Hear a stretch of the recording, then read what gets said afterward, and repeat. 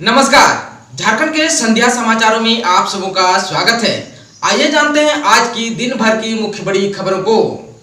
झारखंड में बम्पर बहाली, कुल 1141 पदों पर नियुक्ति की प्रक्रिया शुरू। झारखंड के साथ साथ अब Jharkhand state AIDS control society में भी विभिन्न पदों पर नियुक्ति प्रक्रिया शुरू कर दी गई है। सोसाइटी में अनुबंध पर होने वाली नियुक्तियों के लिए 15 मार्च तक झारखंड सरकार के रिक्वायरमेंट पोर्टल के माध्यम से ऑनलाइन आवेदन मांगे गए हैं। जिन पदों पर नियुक्ति होगी उनमें विभिन्न विभागों में संयुक्त निदेशक, उप निदेशक, सहायक निदेशक आदि के कई पद शामिल हैं। इनके अलावा मानव संसाधन पदाधिकारी तथा जिलों में ARTC केंद्रों के लिए चिकित्सा पदाधिकारियों की नियुक्ति होगी। इनमें गुमला, पलामू, देवघर, दुमका, पश्चिमी सिंहभूम तथा कोडरमा शामिल है। इनके अलावा OST सेंटरों के लिए चिकित्सा पदाधिकारियों की नियुक्ति होगी।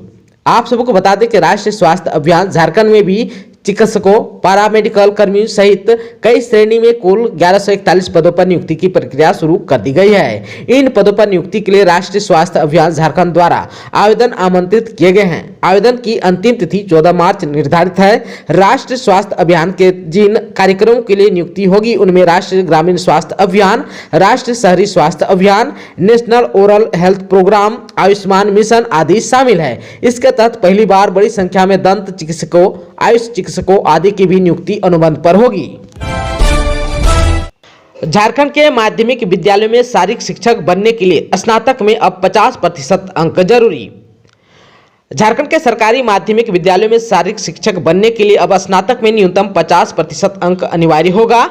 राज्य सरकार ने इसे लेकर नियुक्ति नियमावली में संशोधन किया है। इसके तहत स्नातक के किसी भी संकाय, कला, विज्ञान एवं वाणिज्य में न्यूनतम 50% अंकों के साथ स्नातक उत्तीर्ण तथा BPEd यानी कि शारीरिक शिक्षा में स्नातक की डिग्री हासिल करने वाले अभ्यर्थी नियुक्तियों को लेकर होने वाले प्रतियोगिता परीक्षा में शामिल हो सकेंगे। राज्य में वर्ष 2016-17 में शारीरिक शिक्षकों की हुई नियुक्तियों में अभ्यर्थियों के लिए स्नातक में न्यूनतम 45% अंक अनिवार्य किया गया था।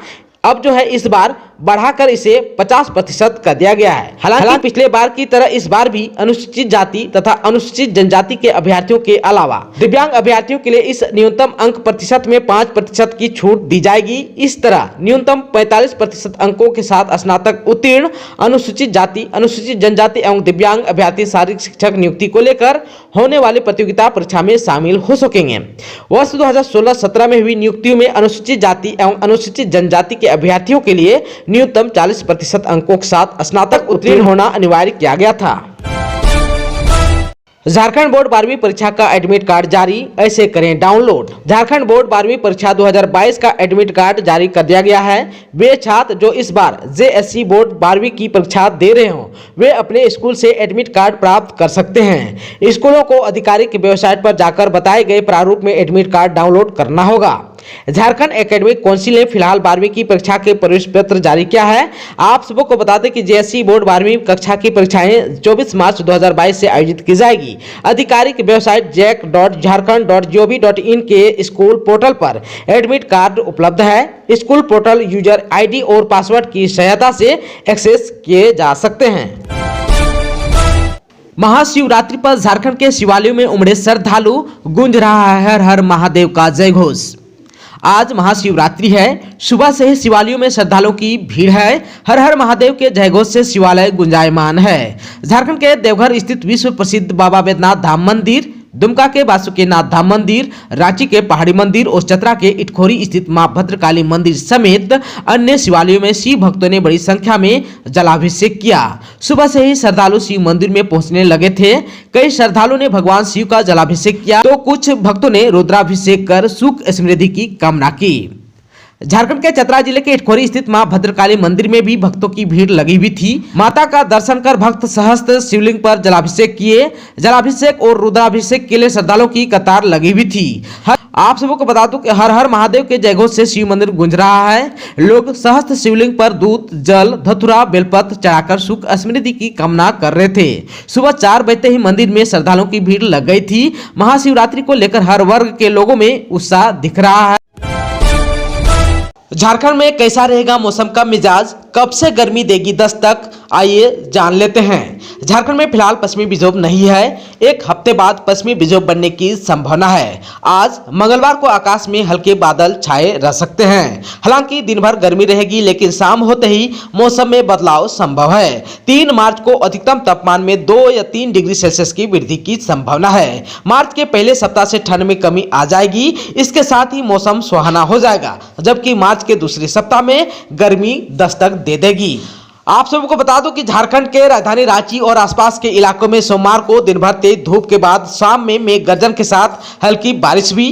राजधानी रांची में 3 मिलीमीटर बारिश के साथ ओले भी पड़े।